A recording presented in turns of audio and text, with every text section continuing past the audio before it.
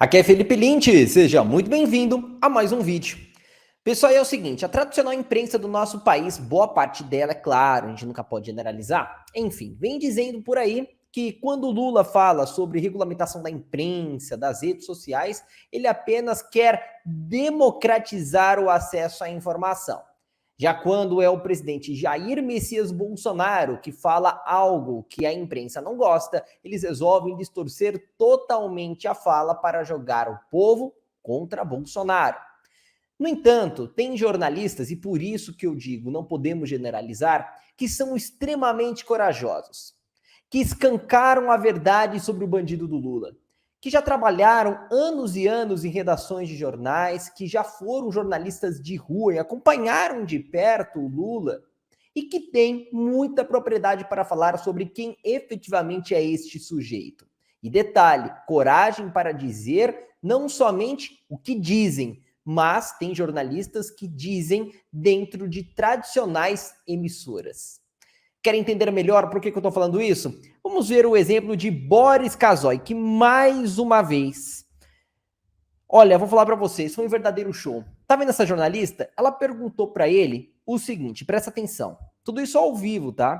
Agora, com mais um ponto de vista, vamos com Boris Casoy a respeito desse cenário, das falas do ex-presidente Lula durante alguns eventos no Paraná. Citou ali alguns assuntos ligados à privatização, citou também o trabalho do Congresso Nacional, recebeu a resposta de Rodrigo Pacheco fez uma publicação em resposta a essa fala, e o ex-presidente Lula ainda não confirmou a candidatura à presidência da República, mas tem liderado as pesquisas de intenção de voto. Por isso que é sempre um efeito muito grande ter falas como essas, Boris, e esse é o porquê de nós termos trazido essas falas aqui por liberdade de opinião. Você avalia que esses discursos, essas palavras, possam de alguma maneira afetar essa corrida do ex-presidente Lula à presidência? E o mercado também reage de que maneira ao ouvir essas falas de privatizações?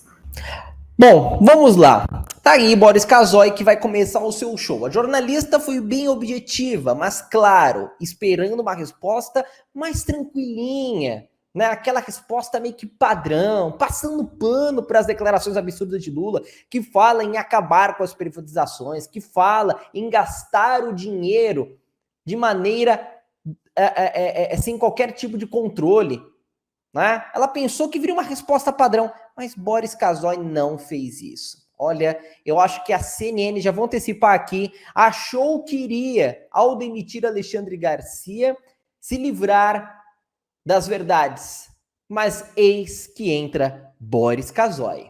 Sobre a questão do mercado, eu não sei qual será o efeito, mas quem acredita que as privatizações são algo de positivo para o Brasil, deve pensar na hora do seu voto.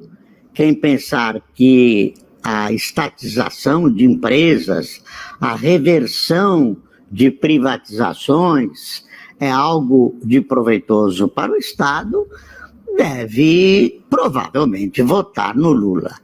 Na minha opinião pessoal, olhando a história, verificando o passado recente, as empresas estatais são extremamente danosas para o país.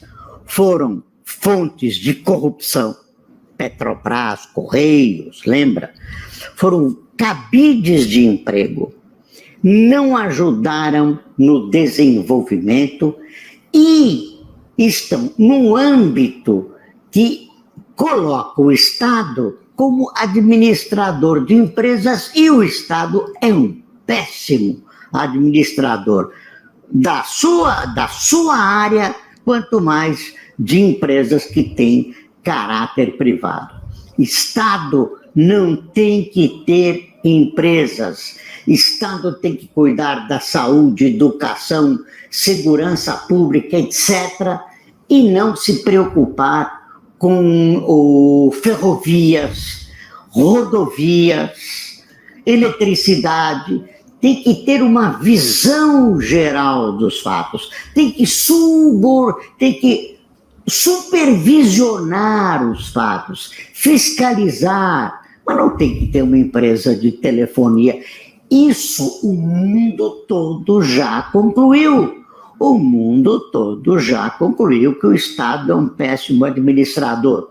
Essa história de manter tudo estatizado e reverter as privatizações é coisa do passado, das ideias que o Lula traz dos anos 50 e continua repetindo. O mundo mudou, não é mais o mundo de 1950, não é mais o mundo em que as empresas estatais eram vistas como as molas propulsoras do desenvolvimento.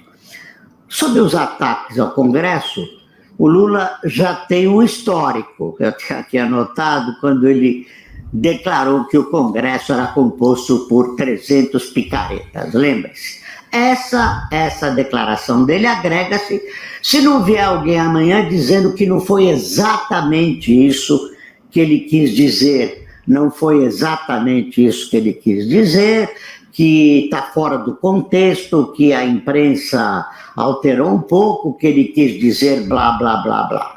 Agora, se é verdade, o PT, o partido dele, contribuiu muito para isso. Com a corrupção, o dinheiro usado da Petrobras, dos Correios, mensalão, etc., para as eleições, eles foram antidemocráticos, se colocaram na frente, usando o poder econômico que essa corrupção propiciou, para eleger muita gente à frente de outros que tinham menos capacidade eleitoral. Então, o Lula, o partido dele, o PT, tem essa responsabilidade. E entregou o PT, com tudo que o PT se autoproclama de grandes avanços sociais, entregou um governo de terra. A dona Dilma entregou, que é do PT, partido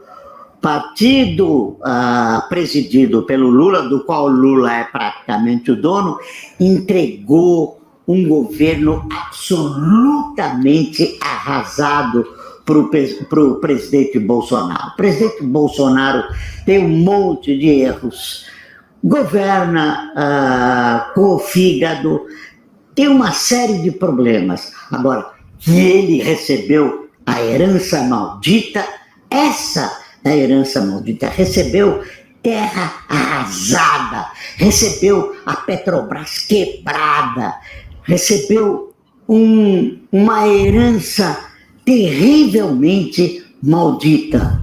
Esse foi o governo que o PT entregou. Um governo cujos malfeitos não conseguiram ser resolvidos até hoje, tal a profundidade dos problemas deixados pelo partido.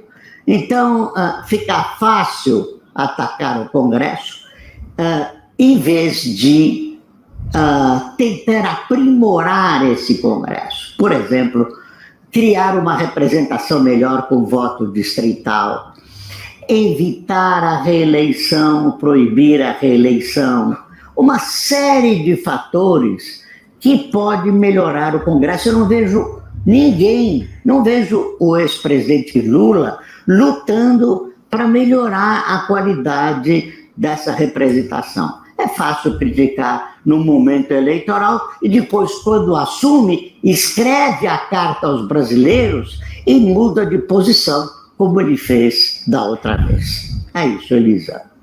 Espetacular, impecável. Olha, Boris Casoy, o senhor disse tudo, mas eu gostaria de lembrar algo muito importante. Boris Casoy lembrou que estatais, empresas públicas como Petrobras, Correios, Eletrobras, tá?